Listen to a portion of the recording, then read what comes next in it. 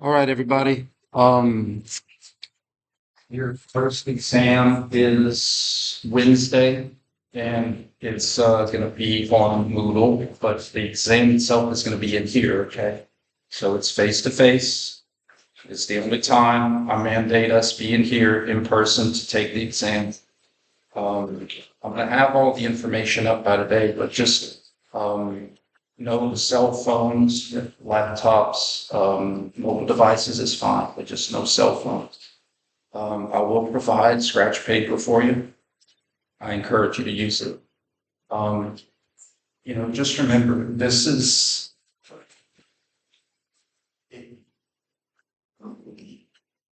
field of kinesiology is not, if it was a cookbook, then anybody can do it. What I mean by that is in every situation that you're going to deal with people, we're all going to be people, young people, older people, wide spectrum of people. If it was just literally looking up a recipe, anybody can do it. It's not about that. And you know it's not about that because you aren't just a recipe. Every person is going to be different psychologies, different ranges of motion, different goals, different injuries, combinations of injuries, combinations of ranges of motion, combinations of psychology. So there's some things that I'm asking you to know, some basic anatomical things, but more than that, guys, is to teach you how to think, teach you how to figure out what this particular recipe needs. What does this situation call for? And that's what's really going to help a lot. Is not taking what you know about yourself and applying it to a 72 woman with osteoporosis. Kind of sounds silly to think about it. All right. So when I have these commandments, I know it sounds kind of silly, but they're there to help guide you. And, don't assume. That doesn't mean overthinking it. It just means practice your process that Grace and I and Emma keep going over. It's process. We don't assume because a lot of times our eyes are playing tricks on us. So it doesn't mean to overthink. It just means to go with what I taught you. During the test, I will get a lot of questions and people will call me over, and I don't mind. I've been doing this a while. And they'll ask me questions that I've tried to teach you how to answer. I'm not going to answer things that I taught you how to answer. I'm not going to be dismissive about it. You might say, I taught you how to answer that. In other words, trust that you have the information to answer that question. Okay. Now, I'll look at the question. Maybe I made a mistake on it. Maybe I didn't give enough information. I'll look at it. But if everything is there, I'm going to encourage you.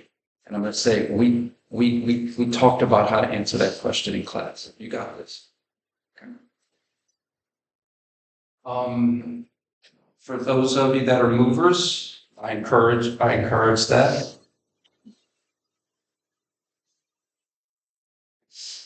Apparently, you're not a mover. I get it. I understand you could have found a different way to tell me. It's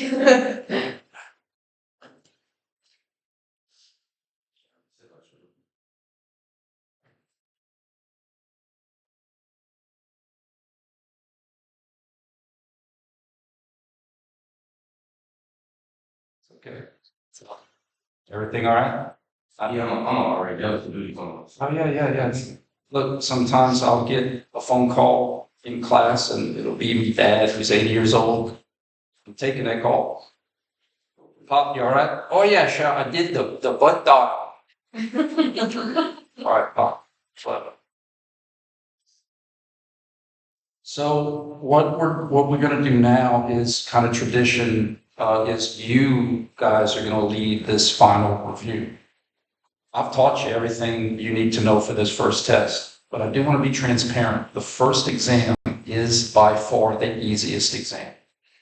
But it's not because I write the questions any easier. It's just, remember that staircase analogy that we did on one of the first ones? And how like the first step is literally a foundation about which the 20th step is made of. So it's not that I write the questions more difficult, I write the questions the same. It's that we are higher on our journey, and so therefore there's more context and more things to build upon. Who wants to break the ice and get us started in our overall general review today? Remember, I will not answer, well, I can't answer, I haven't written it yet. Will you ask this? Well, I don't know if I'll exactly ask that, but can I ask that kind of question? Absolutely. I can answer those kind of questions all day. Is it fair game? Yes. Would you word it like this? I can answer those kind of things, but I can't commit to will I specifically ask a specific question because I haven't written it. Okay. Anybody want to break the ice with us today? Yes, ma'am. Please. So with like the functional classifications of joints, what's like a good way to remember like which one is like a movement, which has like Love it. So for everybody playing at home, let's go to the joint classifications, and that is on page 24. Is that correct? Okay, here's the things I want to make sure you guys know. Because again, I understand there's a lot of words and a lot of Latin. It's like, oh, we're at Hogwarts and we're learning, like we should be waving, our jet coffee straws and doing spells. So I do try as much as I can to simplify things, okay?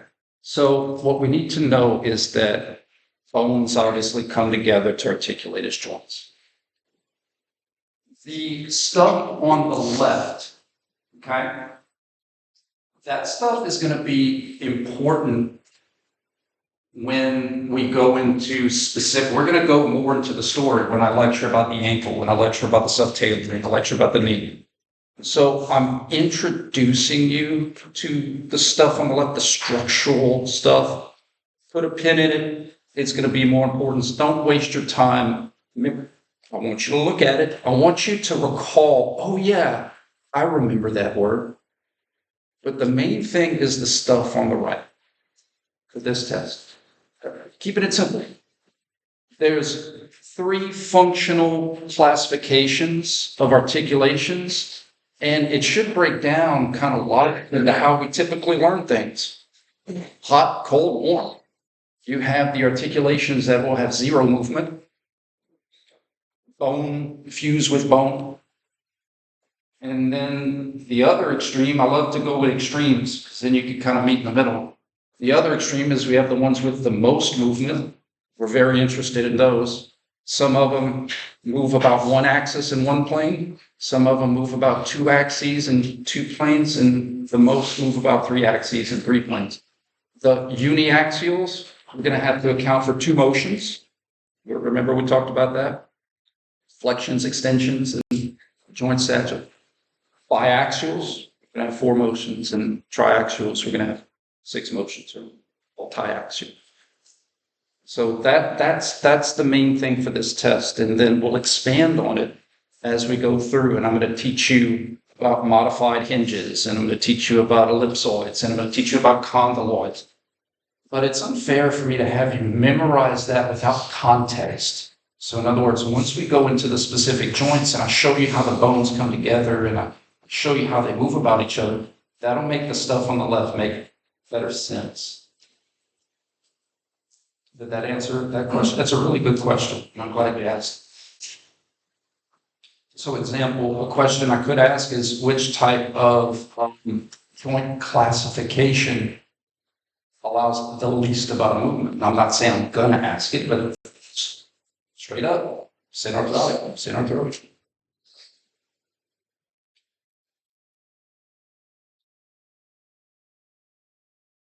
The ice is officially broken. Let's keep the momentum going. Anybody else?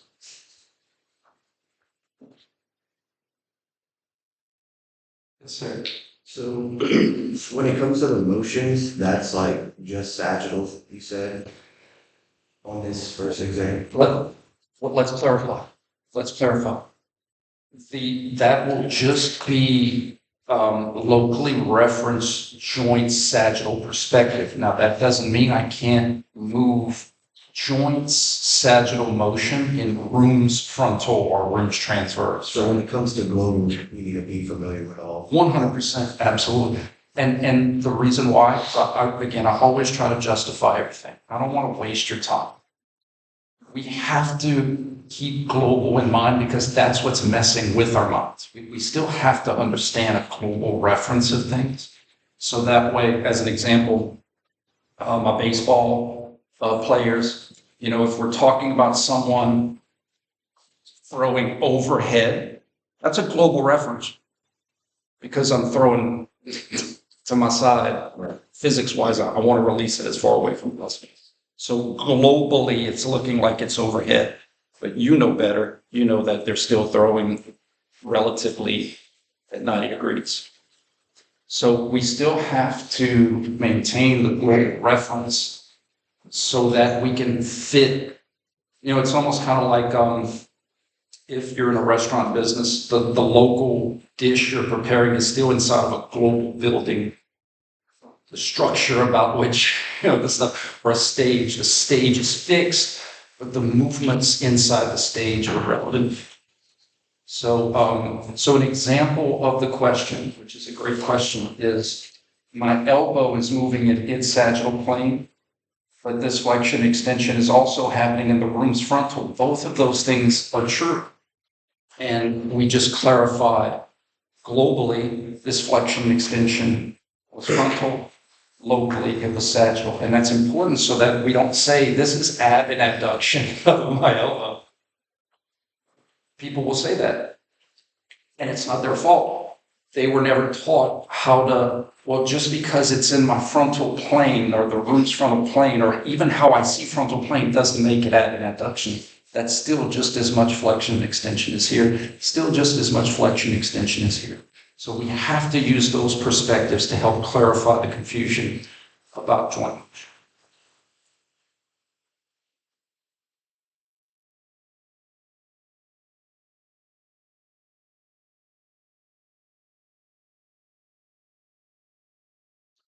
While we're on that topic, remember, or if I ask you for an axis, give me an axis. If I ask you for a plane, give me a plane. I think, and Grace, validate this if you wish, but don't if you don't. I think too often we talk about planes, and so your instinct is to always go to a plane. But if I ask the same question and say, what was the axis at the elbow? Well, this is the outside of my elbow, and this is the inside of my elbow. It's my elbow's bilateral axis. It's the front of the room and the back of the room. This is the room's anterior-posterior axis. Both of those are correct as long as we differentiate whose perspective. The outside of my arm is in line with the front of the room. That's okay. The sides of my arm are lined up with the sides of the room. That's okay. The sides of my arm are lined up with the up and down of the room. That's okay. Yes, sir. Like, only example, you have something that's like, you would ask for both axes, so it'd be the global aids. 100%. I would have to differentiate. So, an example of that kind of question would be if I had a picture of me doing this before and after. And I might say, what axis was my elbow motion happening globally? And what axis was my elbow motion happening locally? And so the first one would be anterior, posterior, and the second would be bilateral. I did tell you guys there's one exception, but it's logical. Like it just makes sense, where I don't have to distinguish, and that's if they're both seeing the same thing. Right? So if I was here and I said what axis, I wouldn't have to clarify because they're both bilateral.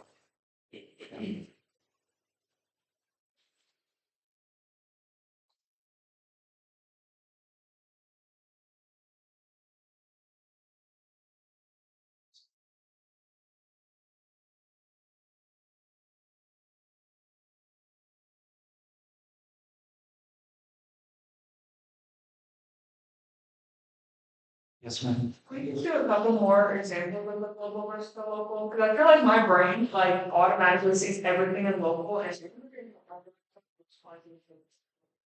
Yeah, no problem. So go with, so go with what your brain sees first. However, acknowledge that we do have two potential perspectives, right? What the room sees all the time, and then what your joints see. Okay? And this is the words we use in mechanics, but in physiology, you've heard words like absolute and relative, like absolute VO2, relative V2. The concepts are similar. So you see this, no problem. You say, all right, my motion is happening in my elbows,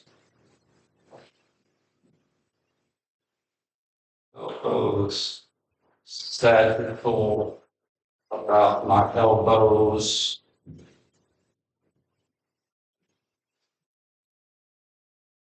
bilateral, cool. So then what you do is say, or just suggesting, this is cool, but then you have a separate kind of conversation and you say, if that elbow wasn't an elbow, what if it was, what if it was a book? What if it was something else? If it was moving the same way? In other words, maybe make the elbow into something inanimate. Maybe think of the elbow like a skeleton. And if I said, hey, what global plane would this motion be happening in? It would be the room's frontal. About the room's anterior posterior. And so we say, okay, well, what does the fixed reference see? And the fixed reference acknowledges that I might be in my sagittal, but the room can't accommodate all of our different perspectives at once. It has to have one fixed. If we're all facing different ways, and on the count of three, we all pointed north, we would all point in the same direction. Right? So we have to say, okay, globally, from the room's perspective, front of class, back of class, sides of class, top of bottom, this would be the room's frontal. About the room's anterior post. Is that better? And that could be playing around with what you see. It should. In other words, what I mean by that is it might help you to look at axis. Yeah, because the axis will kind of infer front, back, side, side. So if we went axis first, you would say, oh, well, this is the outside and inside of my head. But if we went axis for global, you'd be like, hey, that's the front and the back of class. And so maybe going to axis might help to clarify this. Is that useful? Thank you. You're very welcome. Yes, ma'am. So my notes are just like specific joint motions. We're looking at sagittal, which would just be flexion and extension, right? What about knowing just the terms for frontal transverse, like abduction, adduction, internal extension? Yeah. So that would be, if I asked a question about that, that wouldn't be assessing motion. It would literally just be, which of the following is a common, like literally just straight from the book, right? Or straight from the notes of which of the following is going to be a common frontal plane term. So I wouldn't ask you to assess it. It's just introducing you to these common terms, just like we had flexion, extension, saddling. These will be common terms when we go into frontal and transverse. There's other terms, but it's almost kind of like we went into depth, we introduced, developed, hopefully mastered sagittal concepts. Here's some things that are coming next. So by no way would I ask you to assess and adds, but it's just getting the terms in your brain.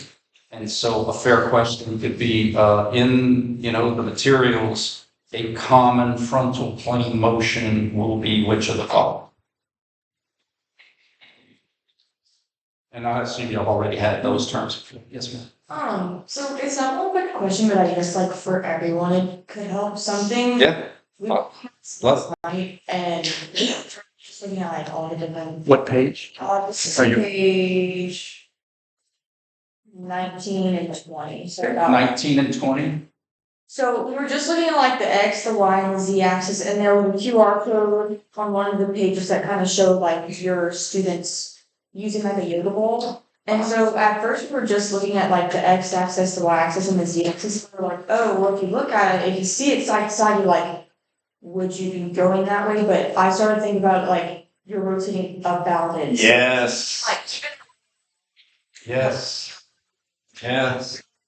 with it, but you're like over it. So like, Yeah. like sagitally. I think it was like the front flip, like you're flipping like over the bar. Yes. If that would help anyone. Absolutely. Look at this. What a great point. So that's your third commandment. Your third commandment, joints rotate in a plane and a out an axis. Very good distinction, right? So like, tell me if this was your point, like a gymnast doesn't rotate into the bar, they rotate about the bar. They can't go through the bar, but they can go around it. Yeah. Absolutely. And like if you were doing like a cartwheel like over like a bar right here, you'd be going over it, not the front. Yeah, and it ties into our brains. We want to think linear, but the cartwheeling to my right, the translation that may happen is an entirely separate thing than the rotation that happened. What I mean by that is, I could be carried to my right. I can be on a train going to my right. But if I do a cartwheel to my right, the translation is an entirely different conversation than the rotation. So what I mean by that is, if we were in Hogwarts and I could do a spell and I would just spin like this, my spin would have nothing to do with any kind of rotation, but my spin would either be clockwise or counterclockwise. And that's how we have to look at joint motions. It's how is the spin happen, the shift. Good points.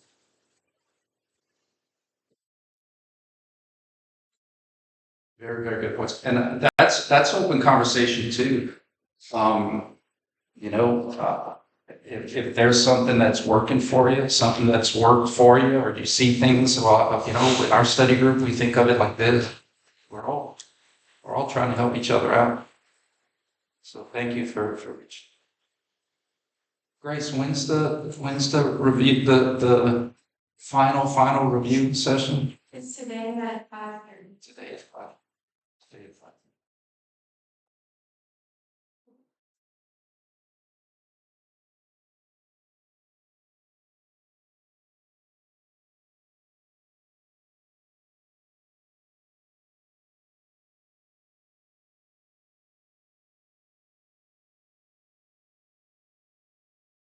Yes, sir. So, because is there any possibility that it's for each question, is there going to be procedures like what you're going to show on for each, just a description of the move that you want to. Okay, so that's a really good question. I'm going to repeat it just in case people couldn't hear. So the question was, will you have a picture or will you have a visual description? I'm going to have usually both, but I'm going to have pictures more than anything because visual descriptions, if you've ever tried to give someone directions to someplace without a visual, it's like, hey man, I'm in Kaplan, where you at? Dude, I'm just trying to send you to New Iberia. So just full out descriptions, especially with someone with dyslexia, can be challenging. All right, you're facing the front. Now you turn 90 degrees to your right. Now you take your right arm and you move it here, and then you do this, you do that. Like, I have no idea where you're at. So absolutely, we'll do pictures so that way we're all seeing similar things. Really, really good question. I used to do that. But then when, more feedback I get from students, I'm like, oh, I could see how you would think, here, there. So, usually it'll be a combination of things. And when I say a combination, like, I may have some practical verbiage. Someone's, in this position and I say, you grab the keys or whatever, you're reaching out and you come back up. It may be stuff like that. Or, someone's doing an exercise and I say, you bring the dumbbell up. So there may be suggestive things so that you can assess the motion of the position. But yeah, the days of me just trying to go J.R.R. Tolkien and describe things, it's just tough because, it's hard to make sure we're all on the same page. Really, really good question.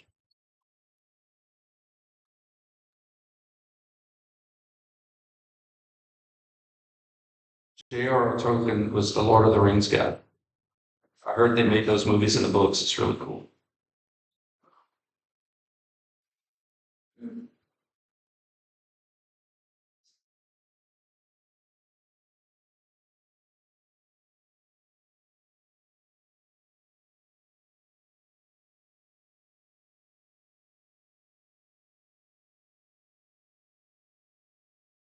What I hope does and doesn't happen, there's no doubt, I think the grades are going to be exceptional. I think we're going to have a lot of students do really well. And I hope that doesn't hinder your drive to keep learning the new stuff. Because the new stuff, guys, we're going to be getting into pelvic girdle rotations because of trunk stuff, pelvic girdle rotations because of hip stuff. But before we get into the weeds, we have to have a foundation. We have to have a foundation of verbiage to make all that make sense. So my hope is that you get your test back. And I've just seen it. I've seen students make an A on the first test and F's on the next ones. And it's always asked. And they're like, well, I thought first test I did real well, so I didn't think I needed to. So just be wary of that I take a different approach. And it's not to say other professors, instructors, and teachers have the wrong approaches, it's just how I am. Some professors want the first test to be the hardest one to make everybody fall in line and respect their class with authority. I'm not that big. I'm trying to be transparent that the stuff is going to get more complex. I explained why it's going to get more complex. And I want the first test to kind of build our confidence. Build our confidence. With the transparent truth that it will get harder, but not because we're changing the rules. It's just we're applying the same rules to different places and at different planes. And it can be confusing. But my job is to make it less confusing. And then eventually we keep practicing, it won't be confusing at all. It's going to be clear as mud.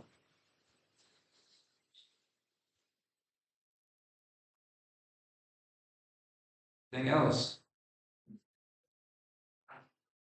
Guys, I know I have 24-hour office hours, but on Tuesday evening, I'm going to bed.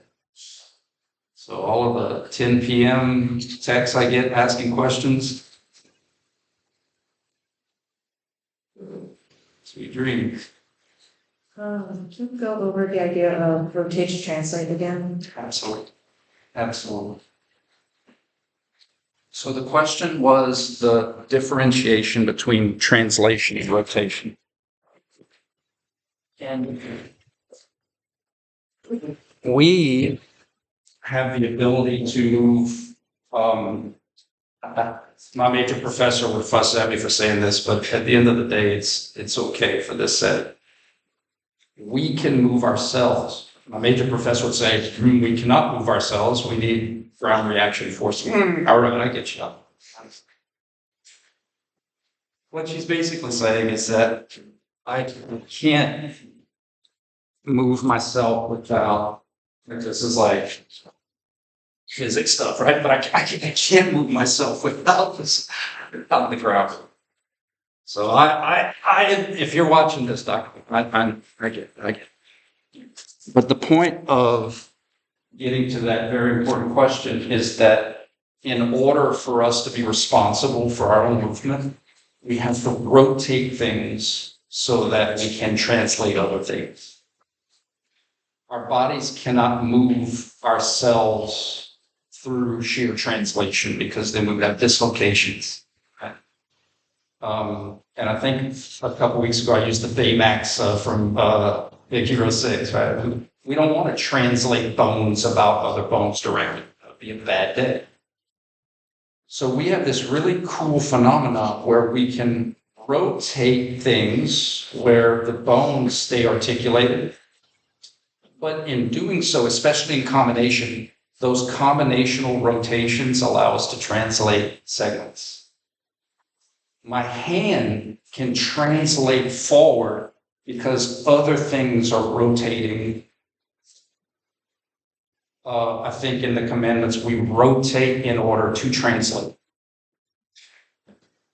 Our instinct is to see those translations only. You know, it's following the ball in soccer, football, softball, basketball. I'm guilty of that. I just follow the ball. I don't look at what's happening. I don't stop to look at what's making the ball do what the ball does. I'm just following the ball. As experts in kinesiology, we need to be aware of what's making the hand go forward and come back. We need to be aware of what's making my center of mass go up and down. We need to be aware of what's making me cartwheel to the right and cartwheel to the left. And those are rotations. Joint rotations, we call those joint motions. So the example practically is the wheels can have pure rotation where they're spinning, but they're not going anywhere. They could have pure translation. They're going all over the place, but they're not spinning. And the reality is our movements are most of the time a combination of the two. The wheels rotate so that the skateboard can translate. And so that combination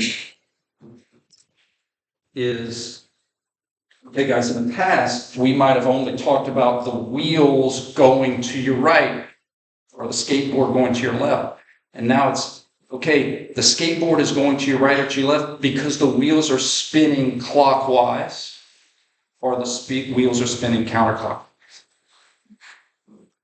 My hand is going forward because my elbow has extension at the same time my shoulder has flexion. My hand stays the grip. This is what's coming. But my grip stays on the bar because as I abduct my shoulder, I have external rotation and supination of my radial joint. That's what's coming. Because if I didn't, you'd see this. I have to do this in order to keep my fingers on the core. You rotate in order to translate. It's weird. It's true. Remember that one, Chris? So we rotate to translate is how our body uses joint rotations in order to do translatory functional tasks. A practical example, you know, when you're lifting up something, you know, let's say you're lift with your legs, not with your backs. So you're taking the bucket and you're lifting it up. Well, the bucket coming up was because your knees had extension and your hips had extension. You know, it's the rotational components that allowed me to do some translational functions. But I can't translate without the rotation. And it's really kind of fun if you only have fun. I'm a geek. I think this is fun. If I'm in a semi-squat and I'm like, hey, knees, you're going to extend and help me come up. Knees are like, yeah, I got you. I'm like, hey, hips, you got to help too. Yeah, I got you. If all I did was move my knees, I'd sling myself forward. And if all I did was move my hips, I'd sling myself back. But the combination of my knees wanting to sling me forward, canceled by the hips wanting me to sling me back, cancel out. They cancel out each other's rotation and summate each other's translation. It's pretty cool. So functionally, we'll use terms like up, down, front, back. I'm not telling Randy Robinson, you gotta use turns, right? But we have to see what's happening within. We have to see the rotations that are happening in order to either cause the translations, cancel translation. Sometimes you're gonna rotate things so that things don't move. If you're backpedaling and you want to turn your whole body to run, but you want to keep your eyes on the ball, you have to rotate your neck. It doesn't look like it because the eyes stayed fixed. But if I didn't do it, you'd see this. So the magic of the rotations, we rotate in order to translate. Very, very good question. Very glad you asked. I saw a lot of head nods happen at that. So there's a lot of people that are glad you asked that question. Was that a sufficient explanation? Okay. So 3 types of motion. We have pure spin, we have pure shift, and then the combination of those things, which is what we really live in, is general motion. Nothing fancy. General motion is the world in which translations and rotations happen mostly.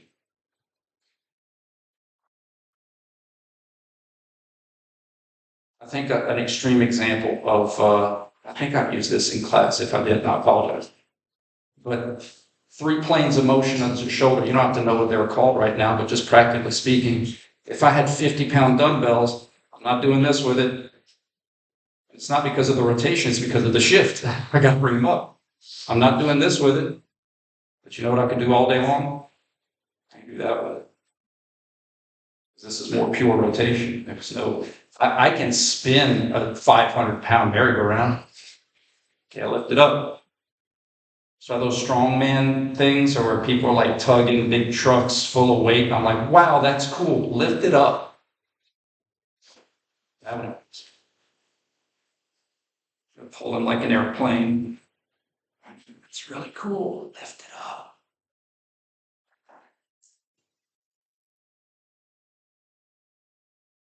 Anything else? Bueller? Bueller? Bueller? It's an old 80s movie.